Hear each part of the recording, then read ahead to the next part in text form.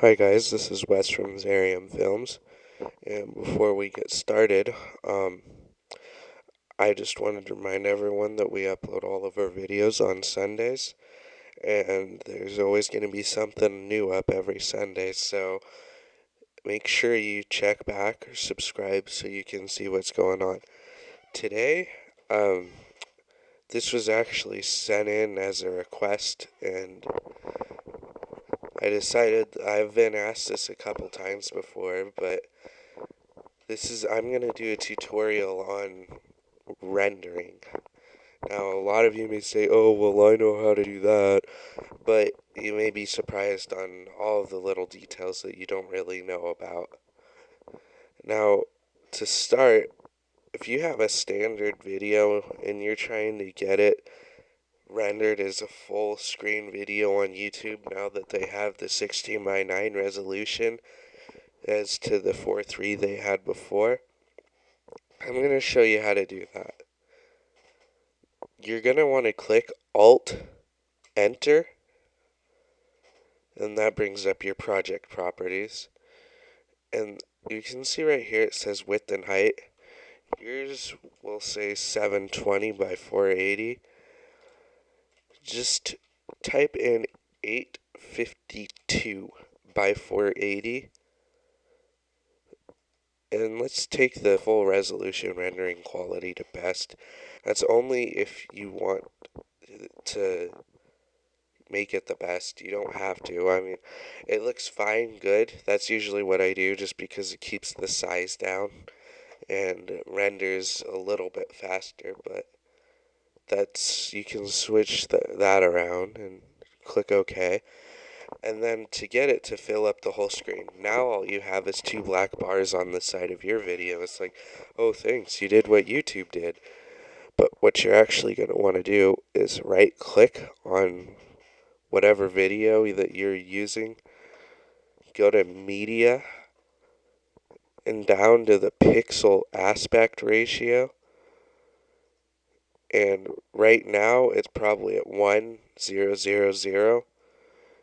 and I'm going to put it at 1.2121 NTSDV widescreen. And that just makes it like that, so when you render it, it'll fill up the whole video screen. And there's a whole bunch of different types of things, but I'm going to go over all that in the actual rendering section, which we'll get to right now. Go to File, Render As. That's what I like to do. And you'll see there's this where you have the file name, that's where you save it. What you save it as, that's the name of it. Save type as. And there's a whole bunch of different stuff, and I generally use Windows Media just because everything else, I've tried Avi, and for my computer, for some reason, it only does the audio. It has a codec problem. But there's a whole bunch of different things. It really depends on whatever you're using. There's QuickTime, which is fine, but I'd recommend if you're going to do QuickTime to change it to 3 megabytes per second or something like that, because it looks like crap if you don't do that. But let's say you're rendering it as a Windows Media video, then you have a whole bunch of different templates. And there's a whole bunch of HD settings, and then there's ones underneath. I would say if you're going for high quality and not HD, just high quality, you're going to want to use 3 megabytes per second video.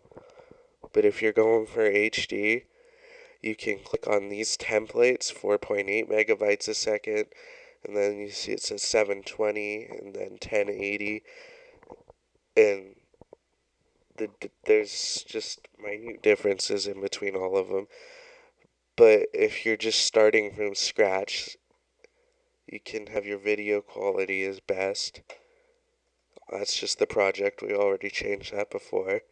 Mode CBR and VBR, that doesn't really matter. I mean, some people say that VBR renders the audio and sends bits where it needs it and doesn't increase the file size.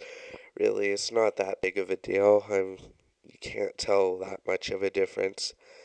And it's at 96 right now. If you want good quality, I'd recommend going to 192 kilobytes per second, and not just to 320 because it's the biggest one, but 192 should be fine because you go to 320 and the audio you have that you're rendering that in your video in the first place might not be that high, so I'd see what you can actually do. And there's Windows Media Audio Voice 9, which is mono, not stereo. And then Professional is opens up a lot more options. As you can see, it's surround sound 5.1, 5.1. I don't know if they have 7.1 on here. But why is it loading? But what I do is I keep it at Windows Media 9.2 and 192 kilobytes a second.